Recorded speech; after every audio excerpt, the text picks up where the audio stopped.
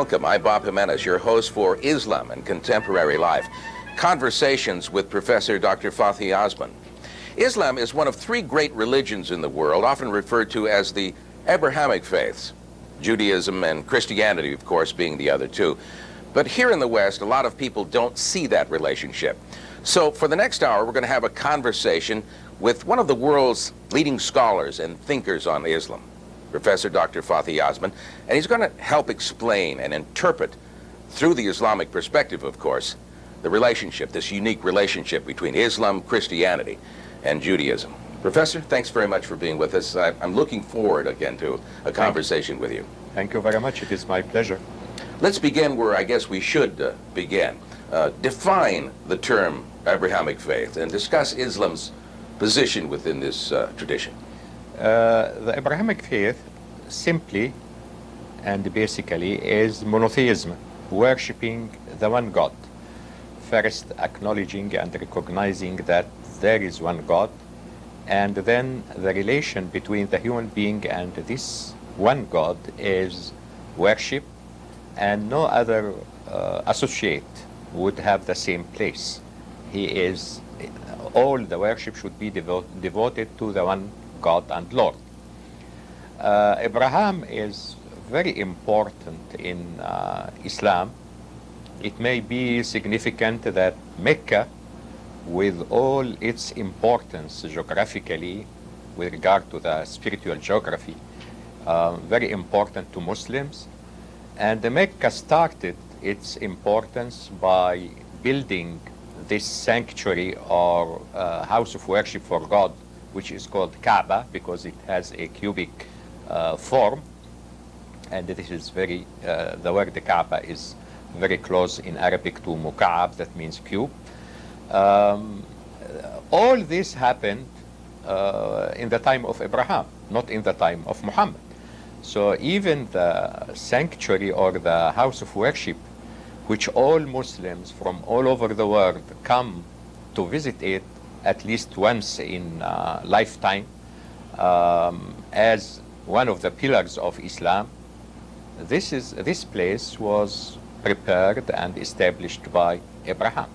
Let's talk about Abraham the man just for a moment before we get on to higher concepts and the message of God. He is obviously, you're referring to him as the messenger of God, but here was a man who's described in the Christian Bible as a man who was once named Abram, is visited by God and told from this point on you will be called Abraham and you will lead a host of nations. Is that how Islam sees him? That's very true. Abraham is described in the Quran as a leader of nations or pioneer of nations.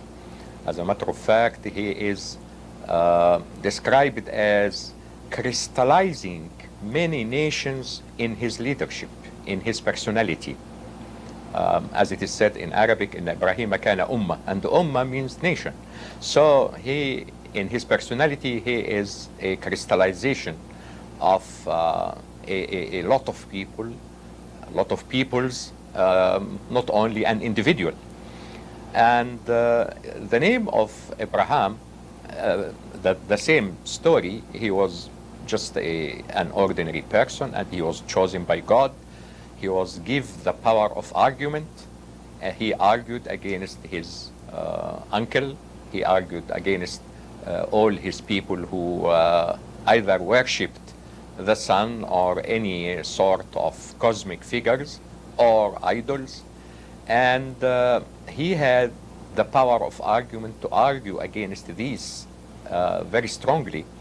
And accordingly, he became not only this ordinary child or young man who is developing or growing among people who either pray to the sun or pray to the idols.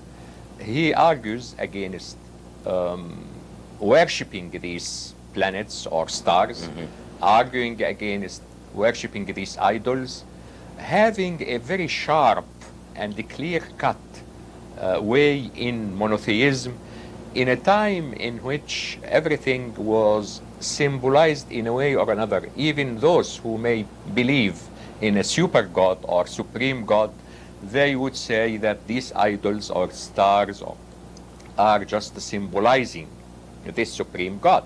But he was very sharp and clear, to such an extent that his creed or his doctrine or his faith was described in the Quran always as the pure creed.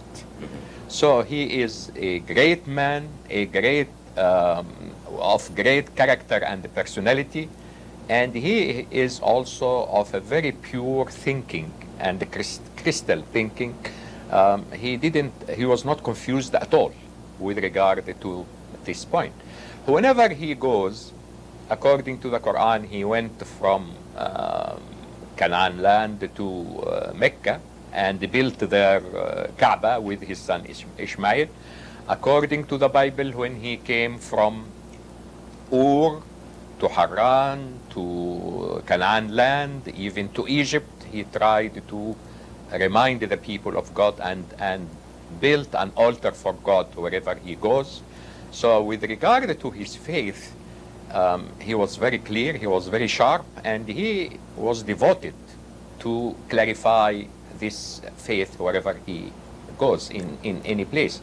He is also a moving creature, and this is an early significance of universality in religion. He didn't stay in one place. We find that all messengers or all prophets were sent to their people, and they were stuck with their people until they died. They may succeed, they may fail, but Abraham moved from Ur to Haran to Canaan land, even to Saudi Arabia according to the Arabs and to the Muslims, or to Egypt according to the Bible. In all these movements, he was a pioneer of the universality of monotheism for all peoples and all places. This message of monotheism, then, is the message from God through Abraham.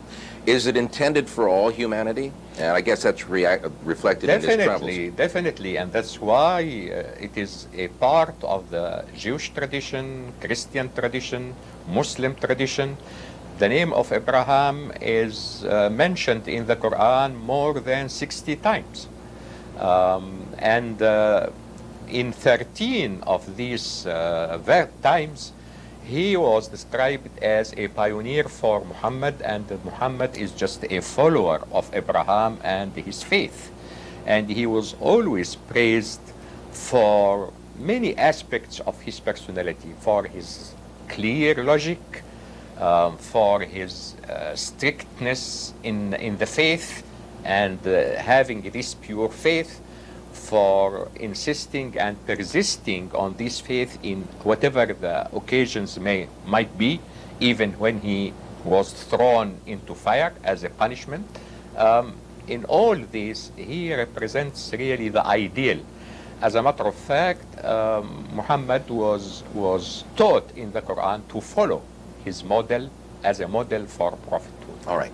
The Quran states that the God of Abraham is the same God of Jesus and the same God of Muhammad. Yet when you seriously study all three religions of the world, Judaism, Christianity, and Islam, the interpretation of the message is quite different, especially when developed into the concept of the Trinity. How do you explain that? Well, in spite of the fact that the Quran does not agree with Trinity, and the Quran is very clear about this, and no compromise can be made in this respect. But in the end, he said that your Lord is our Lord. So in the end, in spite of all theological differences or dogmatic differences, the Christians believe in the one God, the one Lord, and the Muslims believe in the one God, the one Lord. So this is the common grounds, and this was the message of Abraham, and nobody can deviate from this. So there is an agreement on this case. Whatever the theological differences, the relation with God that you find in the Bible, the Jews arguing with God sometimes, their prophets for certain things, Christians, Jesus with regard to emphasizing God as love and trying to overshadow or put aside this sign of his almightiness in a sense of punishment. No, he is almighty, but he loves even the sinner, even everything. You will find these aspects, as a matter of fact, I see them complementing one another and not contradicting one another. All right, well, let me stop you there, or interrupt you there, Professor, and give me some examples of, yes, of similarities and differences. Yes, when Jesus emphasized love and not punishment, in a society in which the rabbis, the Jewish rabbis, emphasize always sticking to the letter and trying to avoid the anger of God, and emphasizing from time to time that God, when he is angry, does this and does that. I think this is important. Two extremes trying to bring the people to the middle. The same thing with regard to Moses, if he emphasizes, or the prophets of Israel, emphasizing or warning the people, especially John the Baptist, against the anger of God, because they saw them disobeying God, do not care about this disobedience, so they have to emphasize this aspect. Well, God is the same God who sometimes with the bad people may be very angry and would punish them because this is justice. While Jesus in his time, seeing the rabbis sticking to the letter and not going to the essence of God as a universal mercy and universal love, not only caring about punishing the people or sending them to hell. I think this is very, very natural with regard to the society. So if we put everyone in the whole context, social context, and not only the literal context, we will find that both are God. God can be very angry and can be very punishing with the people who inflict injustice on people for the sake of restoring justice, while he is very, very loving for the poor people, for the persecuted people, for the oppressed people, for the deprived people. So I believe that it is two sides of the one coin, of the one God, who, because he is universal and because he is the Almighty, we sometimes try to think about him within our human limitations, either or. No, he is both. He is the most merciful, but in the same time, he restores justice for the sake of the deprived people and the oppressed people and so on. Muhammad tried to emphasize this balance, not underestimating the love of God, especially the sinners. They have always a chance for repentance, and God, like the person who expresses his repentance more than the people who the person who has been obedient from the beginning, because this has felt the change and the need for God and the need for the grace of God. So I find that it is the same God, but everybody is looking to one side according to the social and cultural circumstances. Of course, in the Christian world, we see that dichotomy between the Old Testament and the New Testament. A vengeful God, a world of Moses in the Old Testament, Jesus, a compassionate God, a forgiving God in the New Testament. Does Islam take the best of both and incorporate? I don't think, I don't like to say the best, but at least it is the middle, in the middle way. It tries, because Muslims believe that Islam is the final message from God. So it has to be in the middle. It has to be comprehensive. It has to point out that God, as he is the most merciful and the most gracious, he is in the same time can be punishing for those people who do not care about other people. Because if we take what God is angry about, exactly, it is not something related to him. We always think that it is a theological matter. He is very angry with those who do not worship him. It is not the thing like this. He is angry with those who are unjust to other people, who are not so merciful to other people, who do not care about other people. And that's what I emphasize always, that worshipping one God is just to free people from worshipping one another. But it's more than monotheistic, and let's get down to the practical applications of God's message. Is the essence of his message also dealing with justice, human dignity, what? Yes, because I believe, as I always say, that God does not care if we worship him or we do not worship him or worship others. He cares about the reflections of this and the implications of this on our daily life. That when we worship one another, then we can be unlimited in requiring the obedience of others and the following of others, and then we can have tyrants. We can have many gods on earth, and we shall have the almightiness of God claimed by a person, a human being, and we shall not have his mercy or grace or justice. So, in devoting all the instincts and the aspirations of people towards the one God, he is detaching them from false gods. Whether these false gods are human beings, are superstitions, are whatever. And according to the human dignity, we know from the Quran and from the Bible that in the Bible you find that God has created the human being in his image.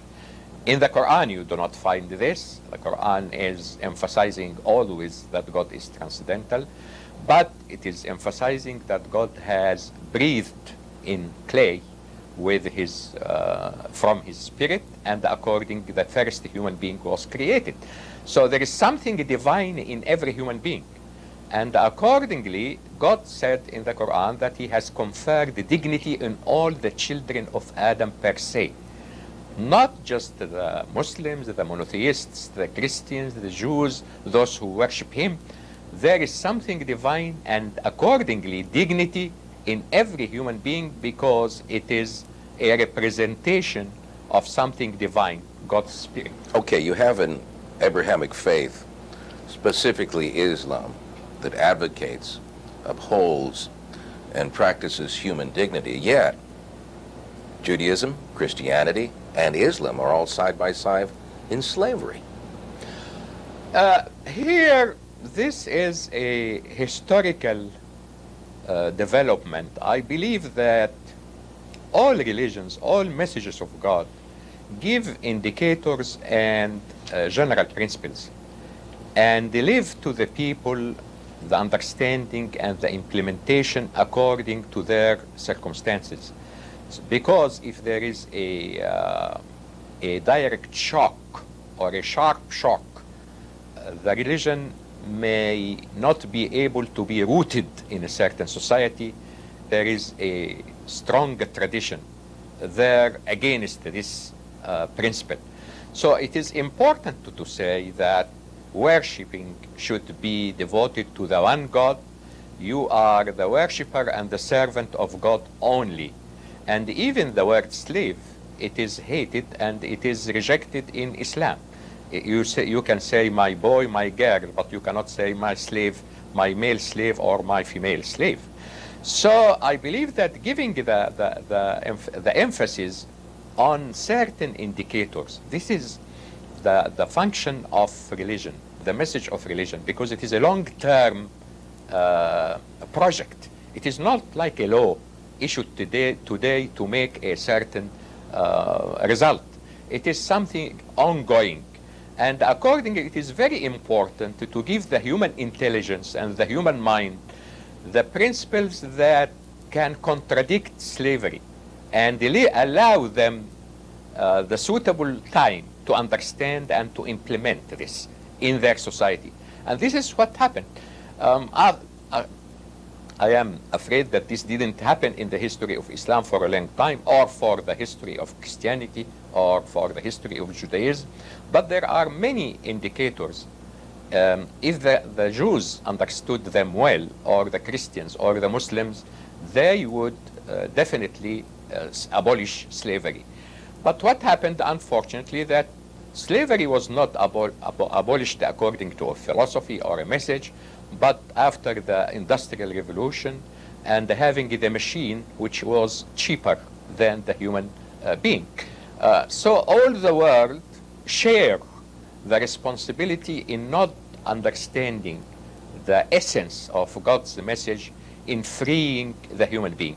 Historians would disagree with you, though. They would say that slavery was abolished because it was no longer economically feasible in a changing world, not because they better understood God's message. I am saying that this is unfortunately that the followers of God's message did not abolish slavery because of the message, but because of the development, the Industrial Revolution, and finding the machine.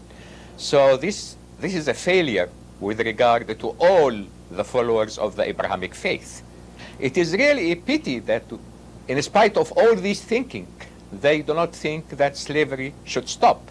And I believe that one of the reasons for this is the expansion of the Muslim land. They had an empire, and then they began to have luxury and to have palaces and to have big lands which needed cultivation. All these things, but I believe, this is hypothetical, of course, and we cannot change history. If they were still in their modest society, the logic result of the Quranic principles is to abolish slavery. Let's talk about something right now, Professor, that we can all relate to, and that is the work ethic. Protestants, of course, have the idea that a good work ethic creates dignity. What is the Islamic idea of a work ethic? It is the same, that a person should work hard, and this is a part of the dignity of the human being, that the human being is prepared or created in a way to work hard in his hand, in his legs. He can move from place to place looking for work and for earning his living. His hand is fit for working. His mind helps him in working. So physically, psychologically, intellectually, he is prepared for working hard. And the begging is hated in Islam.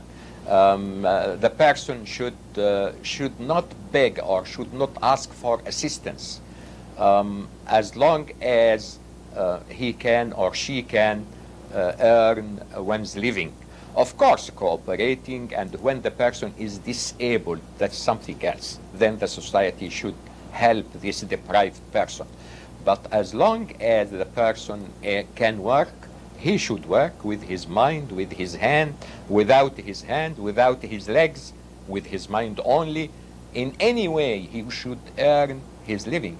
And there is a strong attitude in the Quran for not asking human beings, ask God only, and don't put yourself in an inferior situation by asking others. So there is a strong attitude towards working hard, and it happened that when the Muslims migrated from Mecca to Medina to escape persecution, and their supporters in Medina offered them money and everything to help them to accommodate themselves in the new environment, they said, no, we do not want assistance, just guide me to the market. I want to work, not just to live on your assistance. So this was the attitude. I'm fascinated with the whole idea of asking, and as it relates to money and work, as we work to earn money. Would it be begging to borrow money with the idea of paying it back for a Muslim? No, at all. I believe that this thing of interest, I don't like even.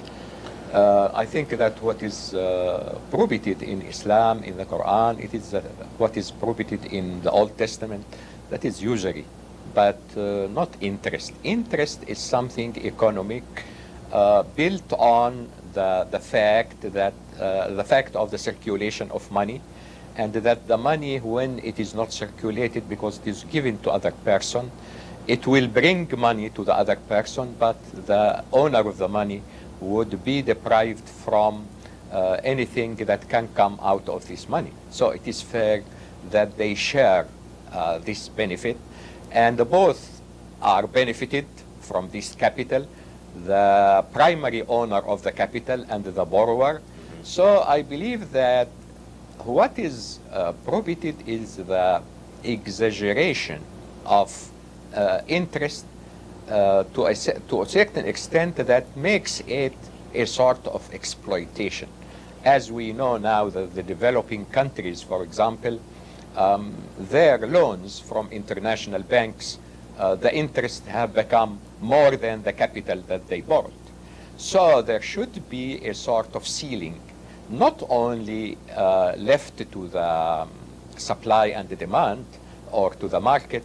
There should be ethical principles and legal principles which put a ceiling on the interest that should not exceed a certain amount of money or percentage. I'm going to change subjects again on you, because there's so much to talk about, but humanity today seems to be struggling with fundamental social and moral upheaval, and a lot of critics, secular thinkers in particular, think it's religious and moral values that are in decline. What practical models does Islam offer to get around this, or to keep the dignity of man high? Well, the point is, I think that the modern circumstances or the modern societies suffer from certain problems which came historically with the Renaissance, with the Enlightenment, exaggeration of individualism, exaggeration of materialism, exaggeration of the separation of the state and church, to the extent that it has not become a separation between the church and the state, but between the ethical values and the state and politicians and every field of the society. So accordingly, we have evils as a result of this exaggeration of individualism is very good, because the other extreme is collectivism. That means that the human being is not there, but there is a middle way. And I think all the capitalists and Democrats now, you find a sort of social thinking, a social of welfare state, which care about the deprived and so on, and does not make the individual earnings or the individual interest the effective element in any case. We should care about the others who cannot. We are talking always about race of equal people. Sometimes they are not equal, and you should make them equal by a sort of action so that they can participate in the race. So I believe that what Islam says, that let the faith be 24 hours, 365 days a year. You cannot make the faith just working on leisure time, on Sundays, during vacations, and that's it. And you go to the church on Sunday and ignore God for 6 days. This will not help. And this strict separation led us to find corruption in every area, because philosophy itself and law itself cannot control the people 24 hours. The only force that can control people 24 hours is God, not the police, not the judge, not the law enforcement. All right, there are 5 pillars in Islam. What are they, and how do they help you in your relationship with God and with one another? Well, the 5 pillars, really, they are not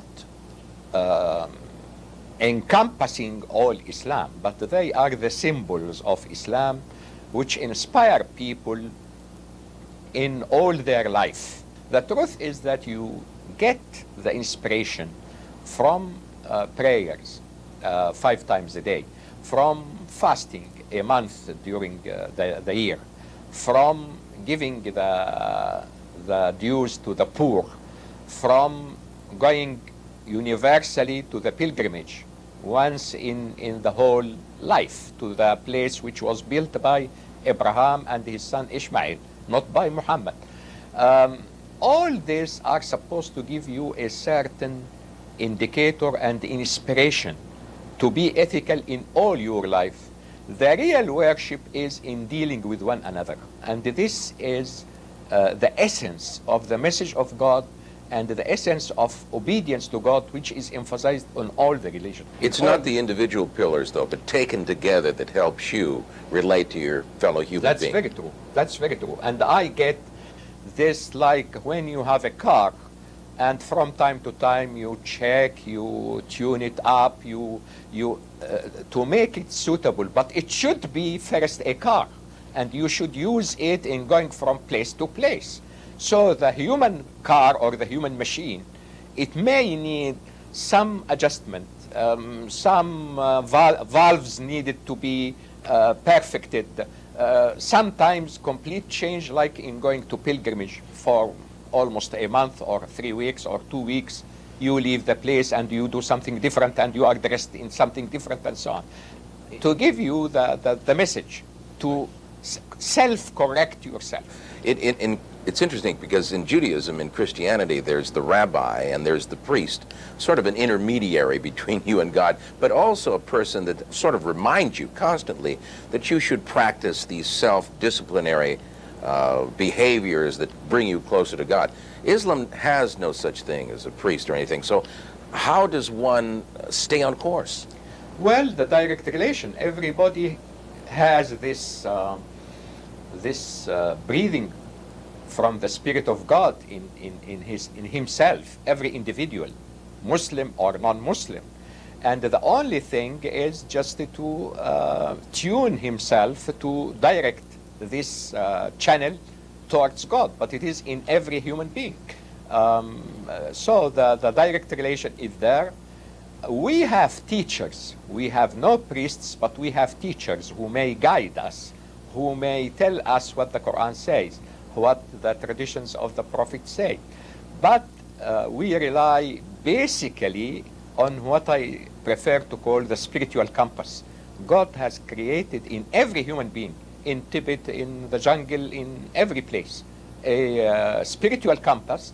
The only thing is to use it in the best way, in the full capacity.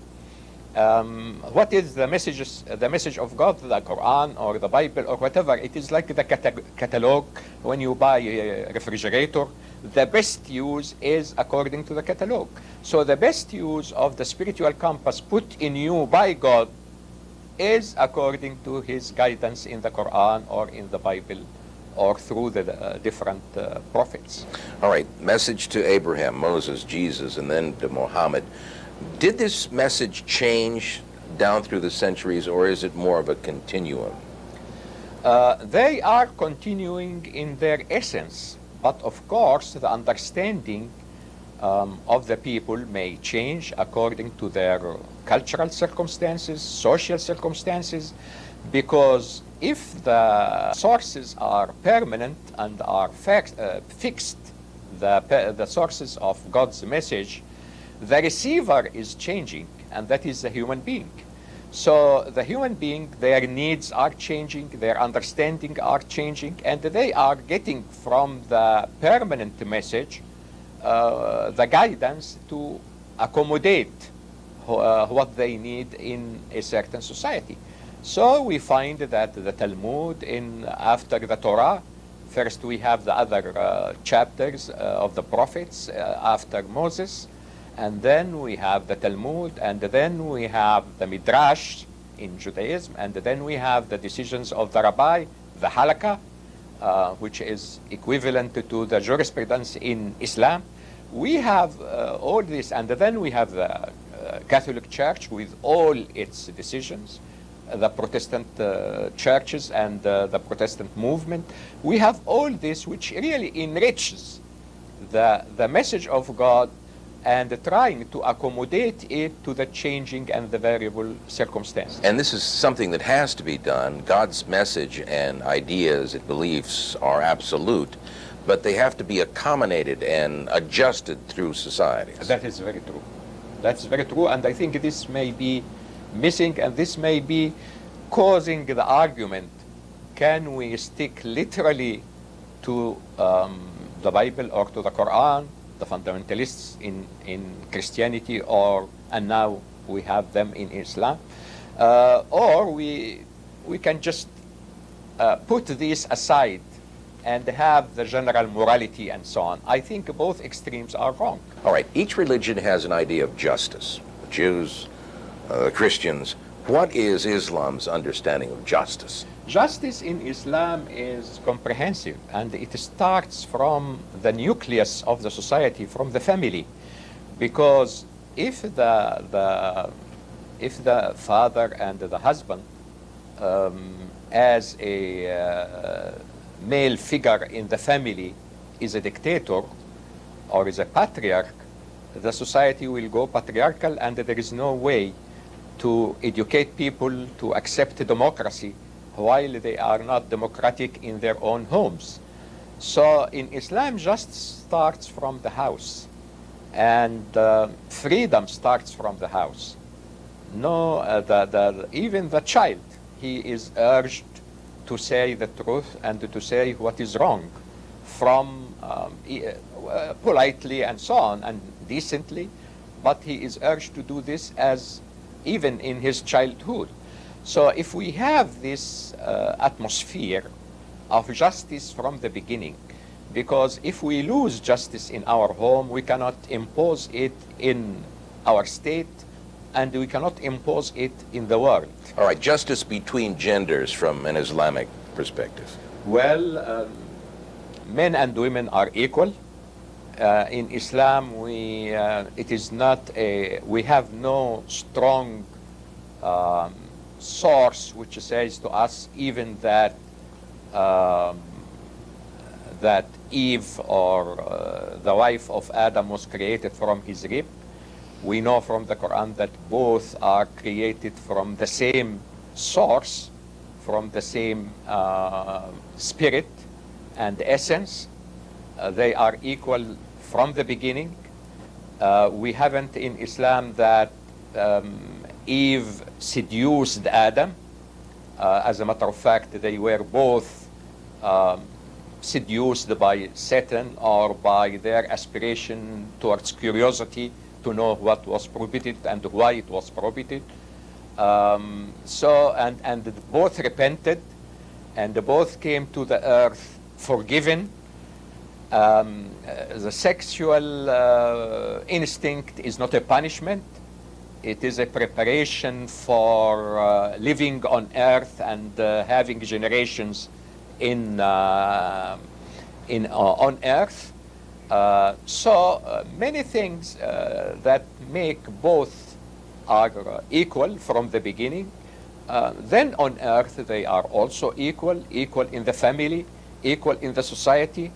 The woman had the right to speak in politics, to criticize the governments, and this is what happened in history. In choosing the caliphs, they asked the opinion of men and women, especially when the situation was critical, like after the second caliph, and in choosing the third caliph, the women gave their opinions the same as men. Women attended in the mosque, and the mosque was the congregation, like the Jewish congregation, in which everybody can speak up and can express his opinion. So it was not a segregated society in all its history. And the mosque brings the whole community together, and everybody can express his or her opinion. Women sit behind the men in the mosque, though. Yes, this is for physical convenience, because prayer in Islam is not only reflection or recitation of something or supplication or contemplation. It is a movement, bowing and prostrating and all these things. So that is the reason. And there, in certain mosques, including the Mosque of Medina, you find them parallel. You find a place for men, a place for women, and there is a passage between them. Let's move quickly on to the legal system. How does Islamic view of legality or a legal justice system differ or compared to, say, the court systems in the United States? Well, I believe the point is the ethical point that all the parties of the dispute and the judge and the law enforcement people, all these should have an ethical responsibility towards themselves. Otherwise, law is essential, and that's why Judaism has a law and Islam has a law. But in the same time, unless the human being himself is reformed to be a dynamic factor in maintaining justice, law itself cannot work on its own. I think this is the main difference. Otherwise, as a lawyer, I think that the laws in the United States are wonderful. The Constitution is wonderful. The forefathers did a very, very magnificent and marvelous job. The point is the people. When you find the people corrupted or selfish or caring about themselves or twisting the law or committing fraud or anything like this, this is human, and this can happen in any time. But the point that when you isolate religion and the religious values and the moral values in general from your administrative machine or judiciary machine and leave it only to law and to procedures and so on, and do not care about the people themselves, in the legal system of Islam, you find always a place for going beyond the law and becoming magnanimous, graceful. This sort of magnanimity or grace or kindness or generosity going beyond the law is always the superior thing. But the average person wants the law. Okay, but he should have this sort of responsibility as a witness, as a party in a dispute, not to tell the truth, not to cheat. So I believe that the school and the family are very important. And if we in the United States complain from the school system or from the family that we have not enough time to sit with our children, or we have to leave our children always with babysitters or something like this because the woman works and the man works and they have to work. Nothing bad in this. The only thing is that we should have this sort of education connected and inseparable from the law and the legal aspect. Well, I guess my question should have been more direct. Most of law in Western culture is based on Judeo-Christian belief. I guess my real question is, what can Western law borrow from Islam, Islamic law, that would maybe improve things? I believe that it should borrow first from Christianity and Judaism, because the church law in Catholicism and the Jewish law is making this combination. What happened in law, that after Renaissance and after the Enlightenment and concentrating on the human being to be the source of knowledge and to the lawgiver and everything, we do not care now about the principles of religions. We allow this in the family, in the school, in the temple, but not inspired in the law. Otherwise, many things in the law, if we have really the grace and we have kindness, we should look to the law in another way and try to make the principles of justice connected with a certain morality, because the separation of morality from legality is the problem of the contemporary laws in all over the world. Right. Human rights and human dignity and justice, of course, seem to be best workable within a democracy. Does Islam believe in democracy? Definitely.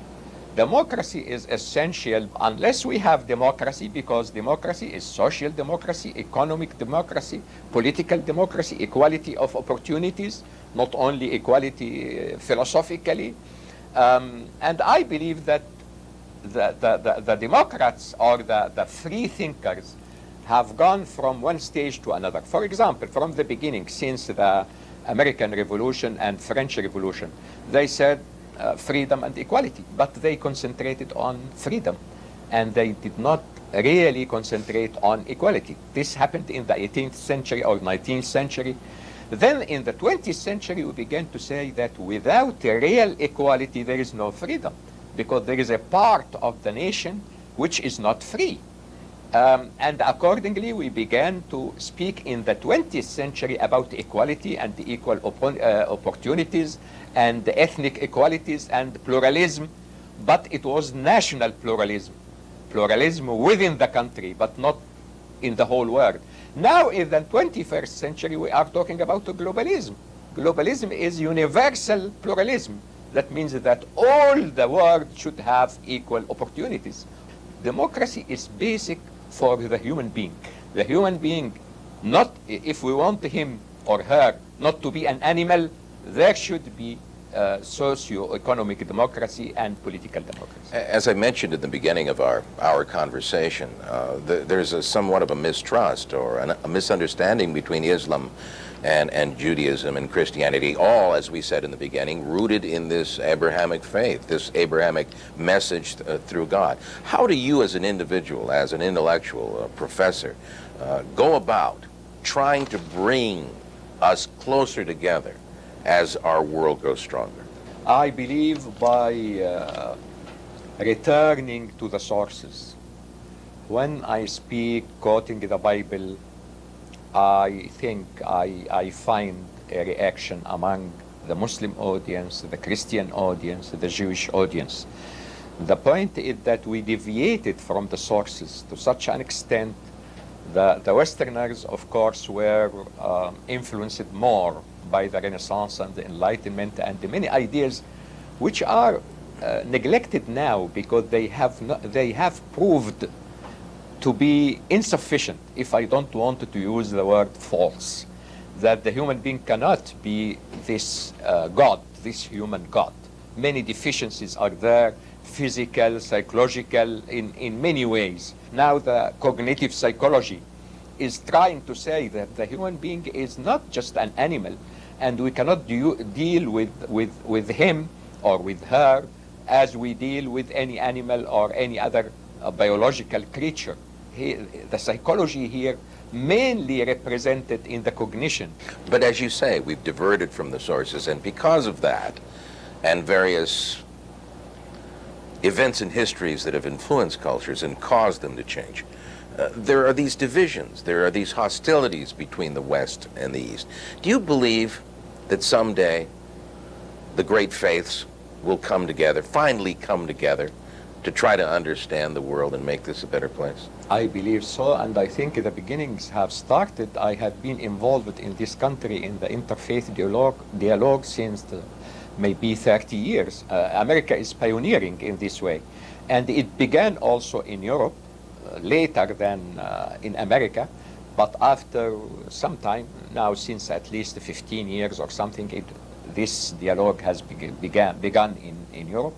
The point is that these religious people in the interfaith, whether Muslims or Christians or Jews, are not necessarily the decision makers, are not necessarily the leaders of their country, but they have their influence and they are gaining land, ground year after year and time after time. And I believe the only thing is to begin the change from within, that the Muslims should stick to the sources, to change their vision to the other, because the other is an important element in the source. God, as I said, he doesn't tell us about himself just for knowing, as we know that there is another planet or another star or another. No, he doesn't need us to recognize him, but to shape the relation with the other in this light, that the supreme being is God. So there are no gods on this earth. They are just human beings. They are just equal. They can make mistakes. They have to cooperate. They have to complement one another. So I believe that religion has an essential role. As a matter of fact, I don't see any way to reach this globalism on just and equal basis without religion. The exploitation, as the exploitation happened under nationalism, the exploitation will continue under globalism. If we don't come together, Jews and Christians are constantly being told that a vengeful God will come eventually to end the earth. What's Islam's view of the end of the earth? Well, Islam doesn't share that there should be a divine intervention, directed divine intervention. God is intervening through guides, through good people, through advisors, but not necessarily he will intervene in a dramatic phase or in an extraordinary phase. So we believe that change is going on, reform will be there always. The human mind can be credited for taking the responsibility.